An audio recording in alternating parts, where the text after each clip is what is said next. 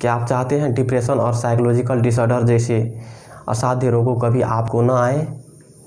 इतना ही नहीं, cancer, lung fibrosis, muscular dystrophy, MS, SLE जैसे असाध्य रोगों भी कभी आपको न आए, आपको ना हो, इससे सामना करना आपको ना पड़े। इतना ही नहीं, हाई ब्लड प्रेशर, डायबिटीज़, मोटू रोग, पैंक्रियाज की समस्या, फैटी लीवर, किडनी की समस्या, प्रोस्टेट और महिलाएं को ब्रेस्ट कैंसर, ब्रेस्ट में सिस्ट, ओवरी में सिस्ट, थायराइड, टॉन्सिल इत्यादि जो रोग होते हैं, क्या आप चाहते हैं ये रोग आपको लगे? जी नहीं, आप नहीं चाहते हैं ये रोग आपको लगे। तो ये रोग से यदि आप बचना चाहते हैं, योग और प्राणायाम आपको करना ही होगा। योग और प्राणायाम के जरिए आप ये रोगों से लड़ सकते हैं, आप अपने इम्यूनिटी पावर को बढ़ा सकते हैं। यदि आपको ये रोग लग चुका है तो आप योग और प्राणायाम के जरिए ये रोग पर आप जीत को पा सकते हैं। तो इसीलिए आपको योग और प्राणायाम करना ज़रूरी है। जो लोग अभी स्वस्थ है, फ़िलहाल स्वस्थ है और योग प्राणायाम नहीं कर रहे हैं, तो उनको भी योग और प्राणायाम करना ज़रूरी है और अपने दिनचर्या को बदलना ज़रूरी है, ताकि आने वाले 100 वर्ष तक निरोग जीने की वो भी परिकल्पना कर सके। और ये संभव भी है।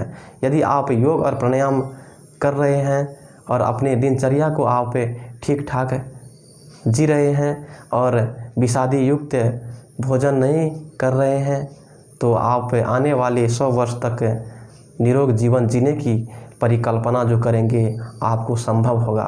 तो इसीलिए योग और प्राणायाम के जरिए आप सारे बीमारियों पर जीत पा सकते हैं। तो ये कोई बड़ी बात नहीं है। और योग प्राणायाम आप जो नित्य दिन कर सके और सारे बीमारियों पर कब्जा कर सके और अपने इम्यूनिटी पावर को बढ़ा सके, ये जो प्राणायाम और योग के जो पैकेज है, श्रद्धेय स्वामी रामदेव जी महाराज ने बनाया है। उन्होंने ही योगा टीचर ट्रेनिंग के जरिए हमें ट्रेंड किया है और संकल्प दिलाया है कि जन कल्याण के हेतु योग को जन जन तक फैलाएं। तो मैं श्रद्धेय स्वामी जी को चरणों में कोटि कोटि नमन और वंदन करता हूँ। तो आइए दोस्तों, आज के वीडियो शुरू करते हैं ये प्राणायाम के पैकेज के भाग 1 से। तो ये भाग 1 में आपको भस्त्रिका प्राणायाम के बारे में बताऊंगा। भस्त्रिका प्राणायाम के बेनिफिट क्या है, भस्त्रिका प्राणायाम के प्रिकॉशंस क्या है, भस्त्रिका प्राणायाम जब करेंगे आप तो किन किन सावधानियों को आपको ध्यान में रखना होगा, तो और भस्त्रिका प्राणायाम कैसे करें, तो आप बिना स्किप किए ये वीडियो को एंड तक ज़रूर से ज़रूर देखेंगे, मैं आशा करता हूँ। और यदि आप ये वीडियो को स्किप करना चाहते हैं तो अभी से आप ये वीडियो को बंद कर सकते हैं, क्योंकि आधा अधूरा ज्ञान कोई फ़ायदा का नहीं है। तो इसीलिए यदि आप अपना समय इस वीडियो में लगाएंगे तो मेरा मानना है आपको बेनिफिट ज़रूर मिलेगा। तो चलिए शुरू करते हैं आज के एपिसोड। नमस्कार, मेरा नाम है ओम प्रकाश। स्वागत है आप सभी को OP के टिप्स में। ये चैनल को अभी तक आप सब्सक्राइब नहीं किए हैं तो नीचे दी गई लाल बटन को क्लिक करें और सब्सक्राइब करें। साथ ही साथ बेल बटन को ज़रूर दबाएं ताकि आने वाले सभी वीडियो की जानकारी सीधे आप तक पहुँचे। तो आइए चलते हैं भस्त्रिका प्राणायाम की ओर। भस्त्रिका प्राणायाम करने से क्या क्या बेनिफिट होते हैं, तो आइए जानते हैं। भस्त्रिका प्राणायाम करने से सर्दी, जुकाम, श्वास रोग, एलर्जी और पुराने से पुराना नज़ला, साइनस आदि समस्त कफ रोग दूर हो जाते हैं। और इतना ही नहीं, ये प्राणायाम करने से हमारे फेफड़ा सबल और सक्षम हो जाते हैं, ताकि हमारे शरीर में, हमारे फेफड़ा और मस्तिष्क में शुद्ध प्राणवायु मिलने से हमारे शरीर में पूर्ण रूप से आरोग्यता प्रदान होता है। तो ये बहुत अमूल्य बात है। और ये भस्त्रिका प्राणायाम करने से वात, पित्त और कफ, ये त्रिदोष है हमारे शरीर में, ये त्रिदोष होते हैं और ये त्रिदोष बैलेंस हो जाते हैं। यदि आप भस्त्रिका प्राणायाम करते हैं तो ये त्रिदोष वात, पित्त और कफ यदि इनबैलेंस हो जाते हैं तो यहीं से सारे रोग लगना शुरू हो जाते हैं, सारे रोग जो है बनना शुरू हो जाते हैं। तो इसीलिए हमारे शरीर में ये वात पित्त और कफ बैलेंस होने चाहिए। तो ये भस्त्रिका प्राणायाम करने से ये वात पित्त और कफ को बैलेंस करता है। तो यही बड़ी बात है। भस्त्रिका प्राणायाम यदि आप करेंगे तो आप सारे रोगों पर विजय पा सकते हैं। तो आइए अब चलते हैं भस्त्रिका प्राणायाम करने वक्त में प्रिकॉशंस क्या अपनाएं, यानी कि भस्त्रिका प्राणायाम करने वक्त में आपको किन किन सावधानियों पर ध्यान रखना होगा। तो आइए जानते हैं।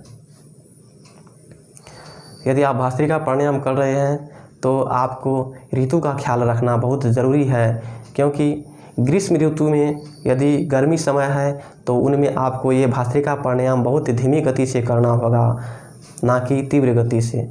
यदि आप तीव्र गति से करेंगे तो भस्त्रिका प्राणायाम करने से आपको शरीर में ताप को उत्पन्न करता है और ग्रीष्म ऋतु में गर्मी रहती है। तो इसीलिए आप ये प्राणायाम यदि ग्रीष्म ऋतु में करते हैं तो ये ऋतु में आपको धीमी गति से करना होगा, ताकि आपको कोई नेगेटिव असर ना हो।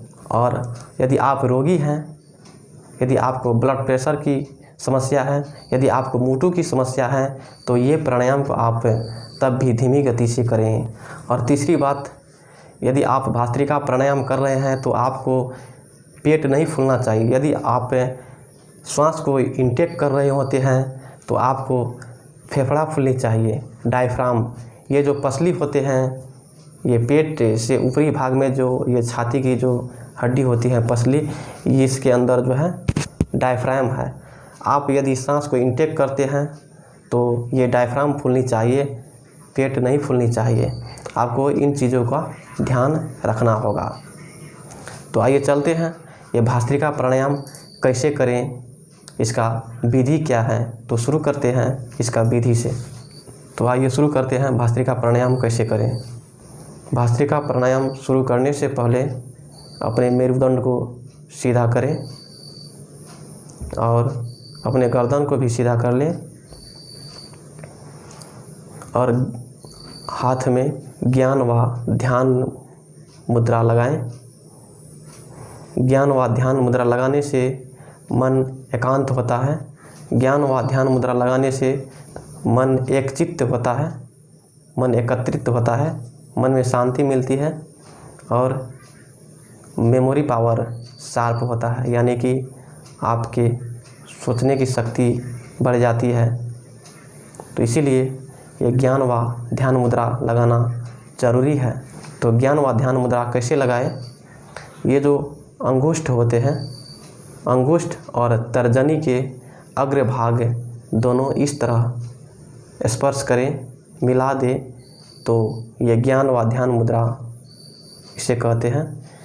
और ये तीनों अंगुली को स्ट्रेट रखें तो ये ज्ञान व ध्यान मुद्रा बन जाता है।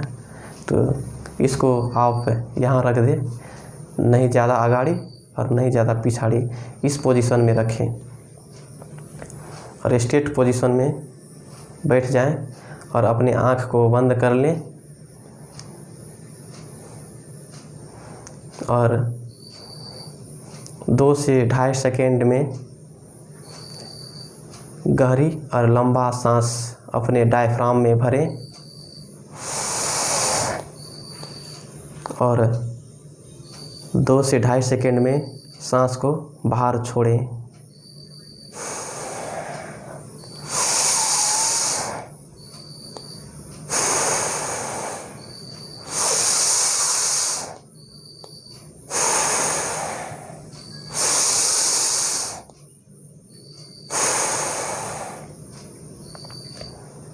यही प्रक्रिया को बारंबार दोहराएं। 2.5 सेकेंड में श्वास को भीतर भरना, डायफ्राम में भरना और 2 से 2.5 सेकेंड में सांस को बाहर छोड़ना। यही प्रक्रिया यदि आप करते हैं तो इसी को भस्त्रिका प्राणायाम कहते हैं। ये भस्त्रिका प्राणायाम यदि कर रहे होते हैं तो यदि आप सामान्य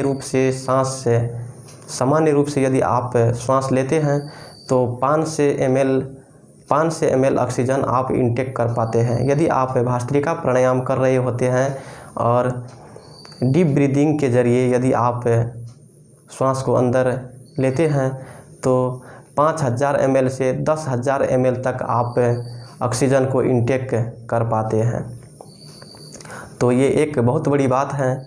यदि आप इतना सारे ऑक्सीजन को इनटेक करते हैं तो हमारे डायफ्राम में ये ऑक्सीजन जाती है और यहाँ से जो है रक्त कोशिकाएं होती हैं, रक्त कोशिकाएं ऑब्जर्व करती हैं ऑक्सीजन को और वहाँ से हमारे हृदय में जाती है और हृदय से आर्टरी में जाती है, हृदय से आर्टरी से आर्ट्रियोल और आर्ट्रियोल से कैफरीज होते हुए हमारे शरीर की तमाम कोशिकाओं तक ऑक्सीजन पहुंचती है और हमारे शरीर की तमाम कोशिकाओं तक ऑक्सीजन पहुंच के वो सारी तमाम कोशिकाओं को इनर्जाइज करती है और जो कोशिकाएं, जो सेल्स डिजनरेट हुआ होता है उसको रीजनरेट करते हैं और हमारे शरीर के कोने कोने तक ऑक्सीजन को पहुंचाने की काम करते हैं। यह भस्त्रिका प्राणायाम यदि आप करते हैं में से कोई कोशिकाएं नहीं बचती है जो उसमें ऑक्सीजन नहीं पहुंच पाए। तो इसीलिए आपको ये भस्त्रिका प्राणायाम करना बहुत ज़रूरी है।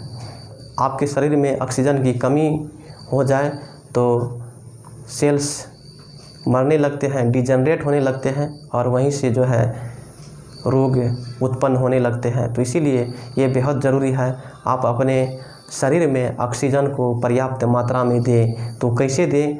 तो ये भस्त्रिका प्राणायाम के ज़रिए आप अपने शरीर में ऑक्सीजन को पूर्ति कर सकते हैं। तो इसीलिए आप ये प्राणायाम को ज़रूर करें। भस्त्रिका प्राणायाम आप 1 मिनट में 12 बार कर सकते हैं। जैसे कि 2.5 सेकेंड में सांस को आप इनटेक करते हैं और 2.5 सेकेंड में आप सांस को छोड़ते हैं तो आपको 5 सेकेंड हो गया। एक प्रक्रिया को पूरा करने में 5 सेकेंड हुआ। जैसे कि 2.5 सेकेंड में हम सांस को इनटेक किए और 2.5 सेकेंड में सांस को छोड़ें तो ये प्रक्रिया 5 सेकेंड का हुआ। तो 1 मिनट में जो है 12 बार ये प्रक्रिया होगा। भस्त्रिका प्राणायाम 1 मिनट में 12 बार होगा और हमें 5 मिनट करना है। 5 मिनट की एक आवृत्ति होती है प्राणायाम की, तो 5 मिनट में 60 बार होगा ये प्राणायाम। यदि आप लर्निंग पीरियड में हैं, शुरुआती दौर में हैं, तो ये प्राणायाम को आप बीच में रेस्ट ले करके जो है 30 बार कर सकते हैं। 30 बार कीजिए और रेस्ट लीजिए। इसके बाद जो है आप समय को बढ़ाते जाइए और 5 मिनट तक एक आवृत्ति में बिना रुके बिना थके आप ये प्राणायाम को कर सकते हैं। 1 मिनट में 60 बार कर सकते हैं और आपके जैसे जैसे प्रैक्टिस बढ़ते जाएंगे तो उसी तरह से आप अपना ये प्राणायाम की टाइमिंग जो है बढ़ाते जाइए। जैसे कि आप 5 मिनट की आवृत्ति में आप 60 बार कर सकते हैं, तो इसी तरह आप धीरे धीरे आपको बढ़ाते जाइए। ये प्राणायाम को आप 3 तरीके से कर सकते हैं: सामान्य गति, मध्यम गति और तीव्र गति। आप लर्निंग पीरियड में सामान्य गति से करिए और जैसे जैसे आपको प्रैक्टिस बढ़ता जाएगा उसी तरह से आप अपनी स्पीड को भी बढ़ाते जाइए। आप स्वस्थ हैं, जवान हैं, तो आप स्पीड में भी कर सकते हैं। यदि आप वृद्ध हैं, कमज़ोर हैं और रोगी हैं तो आप धीमी गति से करिए। तो चलिए अब मध्यम गति में करें ये प्राणायाम।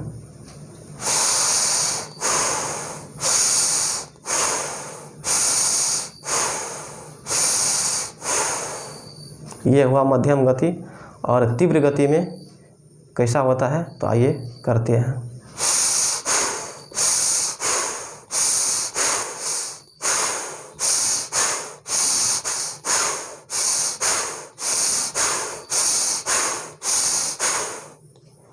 तीव्र गति में आप ऐसा कर सकते हैं। तो ये पूरा हुआ भस्त्रिका प्राणायाम का पैकेज। मैंने थंबनेल में आपको जानकारी किए थे भस्त्रिका प्राणायाम के जरिए आप लाखों बचा सकते हैं। तो जी हाँ दोस्तों, यदि आप इन यदि आप इस प्रक्रिया को करके, इस भस्त्रिका प्राणायाम को करके अपने सैकड़ों रोगों से बच सकते हैं, तो निश्चित रूप से आप लाखों बचा सकते हैं। क्योंकि आप हॉस्पिटल के चक्कर से बचेंगे और डॉक्टर के चक्कर से बचेंगे, तो निश्चित रूप से आप अपना पैसा को ज़रूर बचाएंगे। मेरे आने वाले सारे वीडियो में ये प्राणायाम के सारे भाग होंगे। जैसे कि आज भाग 1 होगा, नेक्स्ट वीडियो में भाग 2 होगा, भाग 3। इसी तरह से आप ये प्राणायाम के एपिसोड को आप देखते रहिए। ये अमूल्य जानकारी के साथ ही साथ आप अपने प्यार को इस चैनल पर बरकरार रखिए और आने वाले सारे प्राणायाम के एपिसोड आप देखते रहिए। आप स्वस्थ रहिए, मस्त रहिए, व्यस्त रहिए। तो मिलेंगे अगले वीडियो में, तब तक के लिए हस्त धन्यवाद। मिलते हैं अगले वीडियो में।